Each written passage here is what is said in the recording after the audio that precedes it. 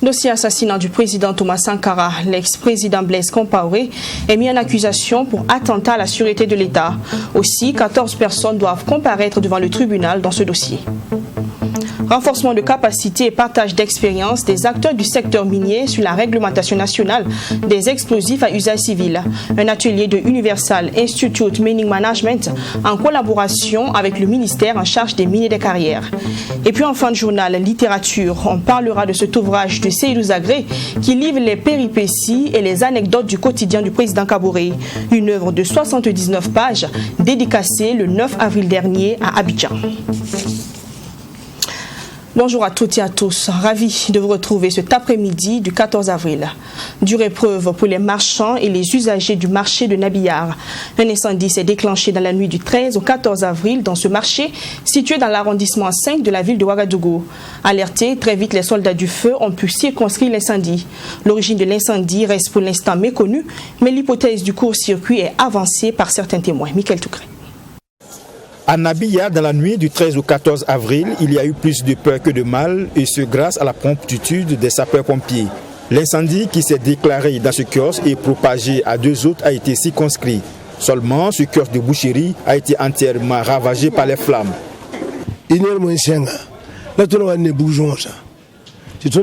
C'est aux environs de 1h05 qu'on a constaté la fumée se dégager dans un magasin. On a vite sonné la mobilisation pour ouvrir le magasin d'où se dégageait la fumée. On a constaté que c'est un incendie et on a par la suite appelé les sapeurs-pompiers qui, eux, tardaient à venir. L'un des nôtres a démarré sa moto pour aller les chercher. Quand ils sont arrivés, on les a aidés à éteindre le feu.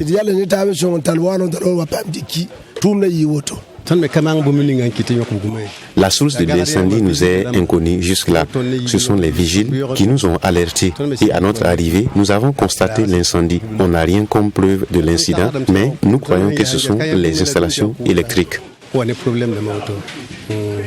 Sur les lieux de l'incendie, tôt ce matin, la police scientifique a déjà effectué son constat, nous explique le directeur des équipements marchands. Reste désormais à l'assurance aussi de passer constater les dégâts. Nous sommes arrivés, on a constaté qu'il y a 3 kiosques qui ont pris feu la nuit. Et avec la promptitude des sapeurs-pompiers, on a pu circonscrire l'incendie. On a pu circonscrire les 3 kiosques. On attend maintenant l'assureur avec son expert pour venir aussi regarder. Le marché de Nabiyar est resté fermé ce mercredi pendant plus de 2 heures. Et c'est finalement aux alentours de 9h30 que les activités vont reprendre. Pour l'instant, si la cause de l'incident reste inconnue, la thèse d'un court-circuit revient de plus en plus dans les conversations des commerçants. Venons à l'affaire Thomas Sankara. 34 ans après les faits, l'affaire semble prendre un bon départ pour son dénouement. Hier mardi en audience, le tribunal militaire de Ouagadougou a mis en accusation 14 personnes, parmi lesquelles l'ex-président Blaise Compaoré.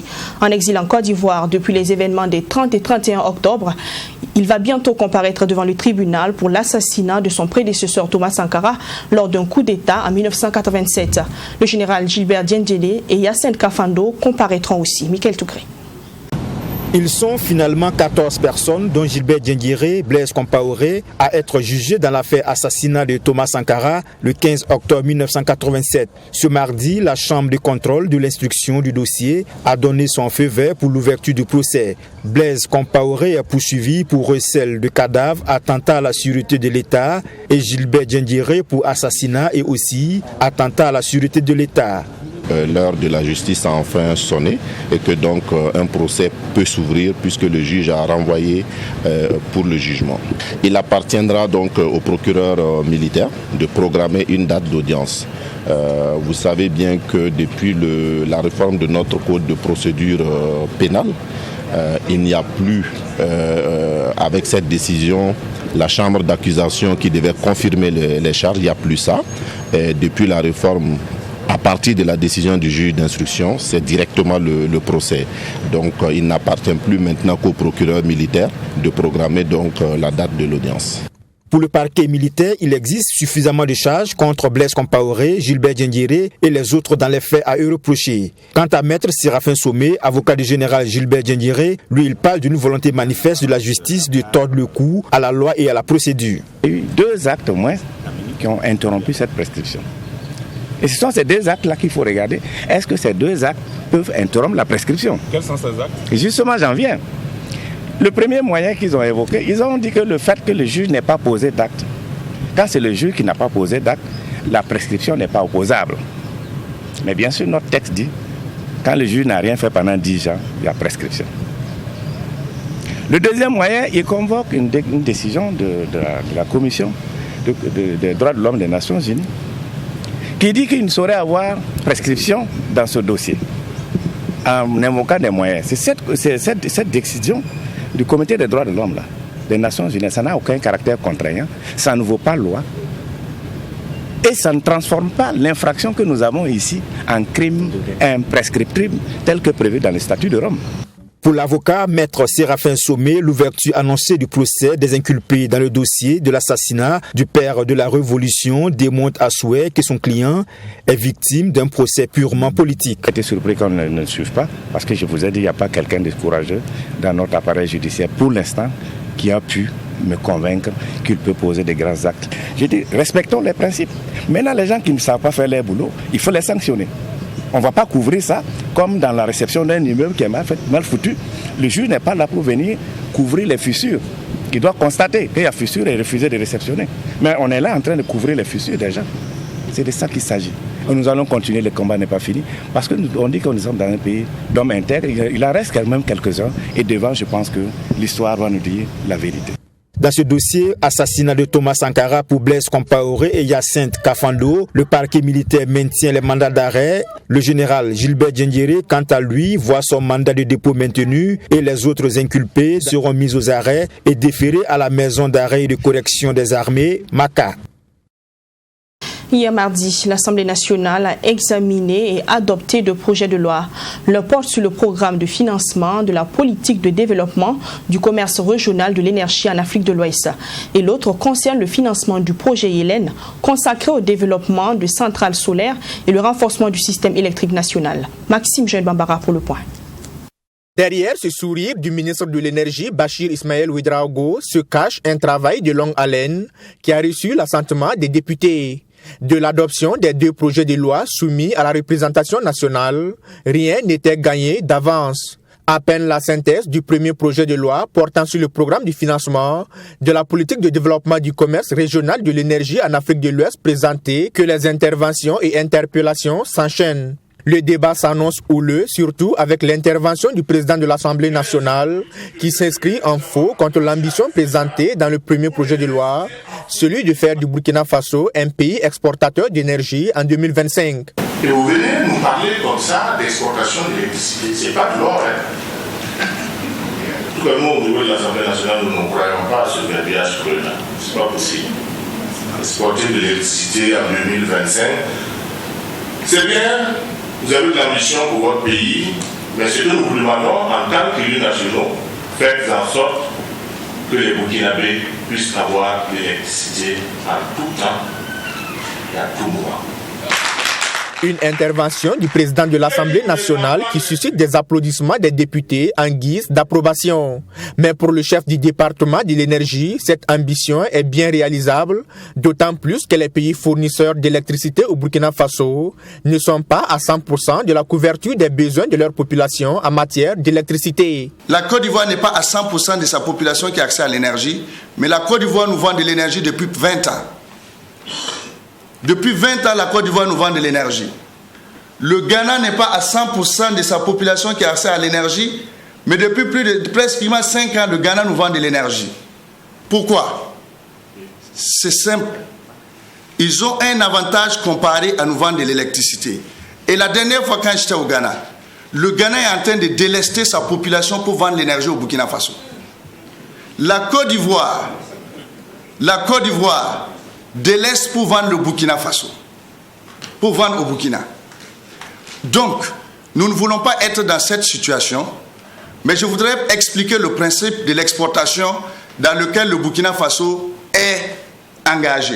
Selon le ministre en charge de l'énergie, le projet soumis à la représentation nationale est à vocation sous-régionale et le Burkina Faso gagnerait à investir dans ce sens pour pouvoir bénéficier de ce marché sous-régional. Ce serait dommage que le Burkina aille à ce marché sous-régional et que nous sommes seulement un pays consommateur, que tout le monde développe des stratégies pour nous vendre, mais que nous n'ayons aucune stratégie pour pouvoir quand même participer à ce marché de l'emploi et de la vente de l'électricité. Parce que dans un marché, c'est vendre et aussi c'est acheter. Après les explications du docteur Bachir Ismaël Ouedraogo, le patron de l'hémicycle revient à la charge sur la question du coût de l'énergie qui serait le plus bas dans la sous-région. Si je me trompe, je reprends. Parmi les sources de production disponibles localement, l'énergie solaire a été identifiée comme la plus économique. De plus, les systèmes, les études menées, ont montré que c'est au Burkina Faso que le coût de revient du kilowattheure est le plus bas, ce qui lui confère donc un avantage comparatif par rapport aux autres pays, celui du Mali. Ça veut dire quoi? En français facile. Maintenant, si on dit que le coût est le plus bas, avec toutes ces centrales qu'on est en train d'installer, on n'a pas vu le prix du kilowattheure baisser, je vous demande d'aller à Guy-Coffin ou bien à l'arrêt pour dire que le prix du kilowattheure au Burkina Faso est le plus bas. Je me demande si vous avez le ministère sauf ici. Pour le ministre de l'Énergie, des mines et des carrières, son département travaille à baisser le coût de l'énergie et à garantir aux Burkinabés l'accès continu en énergie. Ce projet de loi a fait certes des gorges chaudes à l'hémicycle, temple du débat contradictoire, mais il a été tout de même adopté à l'unanimité par les 123 votants du jour, tout comme le projet de loi relatif au financement du projet IELEN du développement de centrales solaires et de renforcement du système électrique national. Le président du Faso a reçu lundi à son palais une délégation du Conseil national des organisations de la société civile.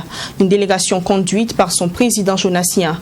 Avec le chef de l'État, il était question de l'introduction du vaccin contre le Covid-19 au Burkina, la lutte contre l'insécurité et la réconciliation nationale. Je vous propose d'écouter le président du Conseil national des organisations de la société civile, Jonassien, qui s'exprime à sa sortie d'audience. Nous avons profité aussi de l'encourager dans les efforts du gouvernement et de lui-même en matière de lutte contre l'insécurité dans notre pays. Comme vous le savez, nous observons une certaine accalmie, ce qui ne veut pas dire que nous devons rester dormir sur nos lauriers. Donc, nous avons salué ces efforts-là et l'encourager à continuer à prendre les mesures nécessaires avec la collaboration, bien entendu, de nous tous en tant que Burkinabés pour qu'on puisse véritablement parvenir à gérer cette question d'hydre terroriste. Il a été question également de la réconciliation. Je m'en doutais que cette question allait venir. Nous avons salué le processus de réconciliation qui a été engagé et encouragé également le chef de l'État à poursuivre le processus. Nous connaissons sa délicatesse et sa complexité, mais ensemble, avec la contribution que chacun de nous pourra mener dans cette réflexion, nous pourrons effectivement parvenir à réussir cette réconciliation. À ce niveau également, nous avons pu apprécier une bonne lecture du processus de la part du chef de l'État, en ce sens que chacun de nous doit y contribuer, que les uns et les autres devront également reconnaître leur tort s'il y a lieu, que la justice doit pouvoir intervenir et que la réconciliation puisse parachever tout cela. Donc, nous sortons, j'allais dire, satisfaits des échanges que nous avons pu avoir avec le chef de l'État. Atelier technique sur la réglementation nationale en matière d'explosifs à usage civil. Initié par Universal Institute Mining Management, il vise à informer sur les enjeux de cette réglementation. L'activité était placée sous le patronage du ministre délégué chargé des mines et des carrières, Sanata Seri.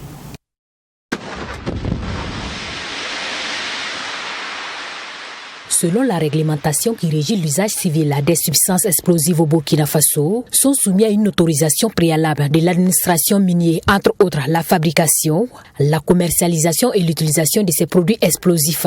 C'est en vue de permettre aux acteurs du secteur des mines et des carrières de se familiariser avec cette réglementation, tout en leur apprenant à se conformer à la réglementation, que Universal Institute Mining Management a initié cet atelier technique.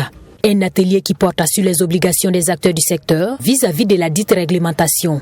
Au cours de cet atelier, nous allons présenter la réglementation nationale sur les produits explosifs qui sont utilisés au niveau du Burkina. Nous allons d'abord, dans un premier temps, parler des incidents, faire un aperçu effectivement des incidents et des accidents qui ont eu lieu au Burkina et ailleurs, pour permettre effectivement de rappeler l'utilité effectivement que nous nous organisons pour mieux maîtriser effectivement la réglementation, afin de faciliter effectivement le processus de maîtrise et de sécurisation de nos différentes mines, mais aussi des populations. Et à la suite, justement, nous allons avoir des débats avec les participants. Cela permettra effectivement que les points de vue qui n'étaient pas partagés puissent être débattus pour permettre effectivement, comme l'a dit Monsieur le ministre, de pouvoir quand même faire des recommandations qui vont permettre de faire avancer effectivement la problématique. L'initiative a été saluée par le ministre délégué en charge des mines et des carrières au regard de la situation sécuritaire du pays et aux accidents liés aux explosifs ces dernières années. Réunir du moins l'ensemble des acteurs pour partager cette thématique et discuter de la situation actuelle dans notre pays, nous pensons que c'est un sujet très important. Nous profitons d'ailleurs de votre micro pour inviter l'ensemble de la population à observer de manière particulière autour d'eux et à dénoncer au besoin, s'il en venait, qu'il observait que des individus transportaient, stockaient ou manipulaient dans nos quartiers ou dans des magasins ces substances chimiques explosives qui sont très dangereuses pour la population. Les participants à cet atelier technique sont entre autres des responsables des mines industrielles et carrières, des responsables d'entreprises de commercialisation d'explosifs et accessoires assimilés et forces de défense et de sécurité. Il est attendu au sortir de cet atelier des dispositions et des recommandations fortes à l'attention du public. Lutte contre le chômage, la Fédération des jeunes entrepreneurs du Faso et sa diaspora s'y intéresse sérieusement. Le 10 avril dernier, la Fédération tenait à Ouagadougou un colloque pour en parler. Rencontre qui a posé également la question des perspectives dans l'entrepreneuriat des jeunes dans un contexte marqué par l'insécurité et le Covid-19. Cérémonie d'ouverture de ce colloque avec Abdoulrahim Tapsoba et Sanata Seri. Faire des jeunes des acteurs majeurs dans la résolution de la problématique de l'emploi des jeunes, tel est l'objectif de ce colloque. Une initiative qui est à mettre à l'actif de la Fédération des jeunes entrepreneurs du Faso et de la diaspora. Cette fédération regroupe des jeunes leaders, des entrepreneurs et des associations œuvrant dans le domaine de l'entrepreneuriat. Et son premier responsable ne mâche pas ses mots, parlant de la responsabilité de la jeunesse dans le chômage. Serons-nous prêts de promouvoir l'entrepreneuriat dans cette insécurité et encore sanitaire? Serons-nous prêts à combattre les valets locaux du chômage? Jeunesse burkinabé. C'est ça la mobilisation. La mobilisation, ce n'est pas contre des uniformes folles et organisés, des banquets. Pas d'obtenir un prêt pour se marier, ni pour payer de la grosse moto, excusez-moi pour le thème. La mobilisation, c'est savoir combattre le chômage. Ennemi commun, chers jeunes, c'est savoir oser. Persévérer avec audace. L'entrepreneuriat des jeunes est une solution pour freiner le chômage, affirme Jacob Ouedraogo, ambassadeur extraordinaire et plénipotentiaire du Burkina Faso au Sénégal, par ailleurs patron de la cérémonie. Il a aussi salué l'engagement des jeunes entrepreneurs pour les actions menées pour le développement du Burkina Faso. Je n'ai pas hésité à apporter un soutien à cette activité parce que je suis persuadé que la question de l'emploi des jeunes en particulier est une question importante qu'il faut résoudre, ou à tout le moins, il faut trouver des perspectives solides afin de donner le goût de l'existence à la jeunesse, le goût de l'effort, le goût de l'excellence, et pour qu'elle puisse également prendre sa place importante dans la construction de notre pays. Venus des quatre coins du pays et de la sous-région, ces jeunes ont eu droit à des panels et débats sur l'entrepreneuriat, surtout en lien avec le thème de ce colloque, qui est entrepreneuriat des jeunes. Quelle perspective dans un contexte d'insécurité et de Covid-19? Le FESPACO 2021 aura lieu du 16 au 23 octobre prochain, et ce, malgré les conditions sanitaires délicates. C'est une décision prise par le gouvernement la semaine dernière lors de son traditionnel Conseil des ministres. Et cette décision est fortement appréciée par les acteurs du monde du cinéma. Vous les entendrez témoigner leur soulagement de savoir que le FESPACO se tiendra cette année. C'est dans ce reportage de Abdourahim Niengue. Après le report de la date du FESPACO initialement prévu du 27 février au 6 mars dernier, le gouvernement annonce finalement la tenue de la Biennale du cinéma en octobre prochain. Une décision du gouvernement que les acteurs du 7e art jugent courageuse et dont ils s'en réjouissent. À l'ISIS, Institut supérieur de l'image et du son, c'est une promotion qui risquait d'être privée à la participation à cette fête du cinéma africain. Cette décision du gouvernement qui précise les dates du FESPACO est une décision que nous attendions, parce que vous n'êtes pas sans savoir que le FESPACO, c'est une étape dans la vie du cinéma africain, c'est une étape dans la vie du cinéma burkinabé, c'est donc une étape pour les étudiants que nous formons. Parce que vous imaginez que quelqu'un qui s'inscrit dans un cycle de licence, il a 3 ans à passer à l'école, et il suffit seulement qu'il ne rentre pas à l'ISIS dans une année FESPACO et qu'il y ait un FESPACO qui saute, qu'il finisse son cursus sans vivre le FESPACO à l'école. Et ça, c'est quelque chose qu'on ne peut pas imaginer.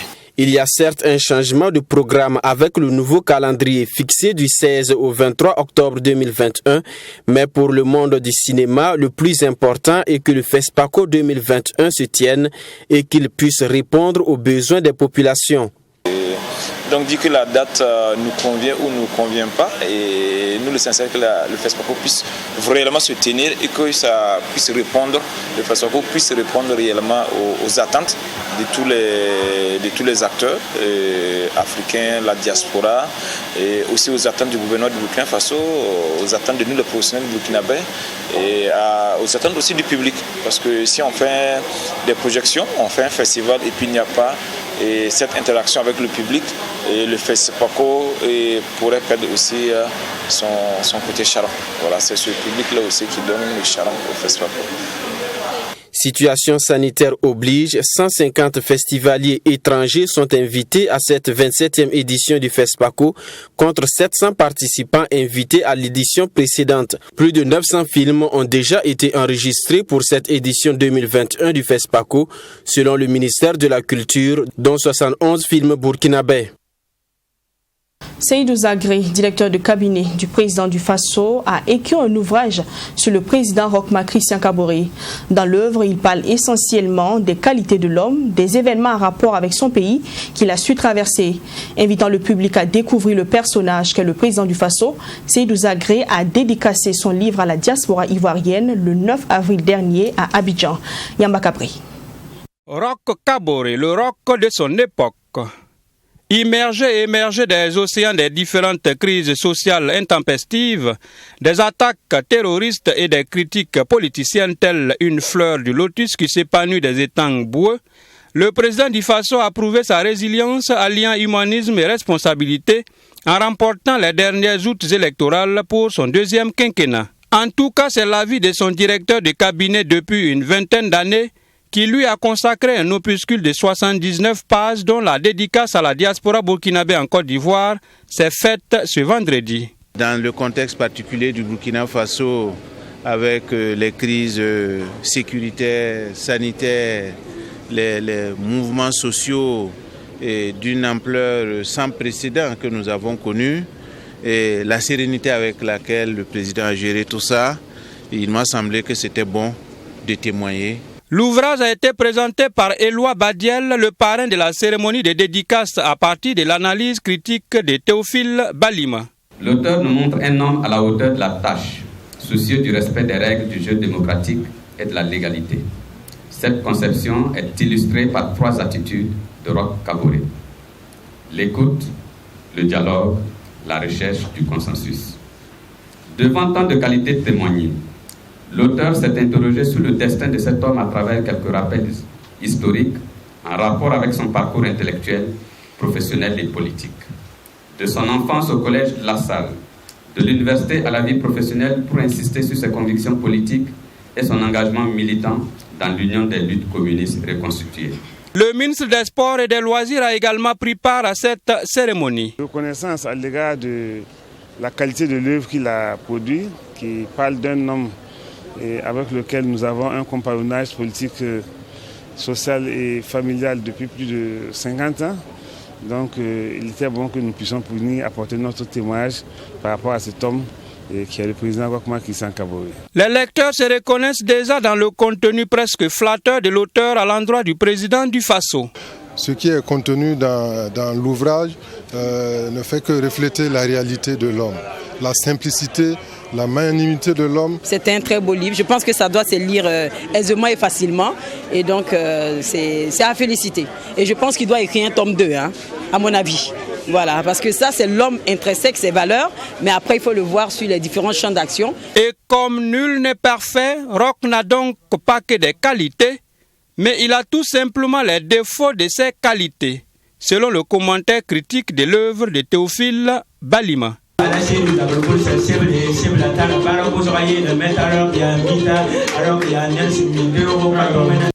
C'est la fin de ce 13h. Merci de l'avoir suivi. Demain 13h, Sonia Kokti sera avec vous. Bonne suite de programmes sur True TV. Prenez soin de vous et prenez soin de vos proches.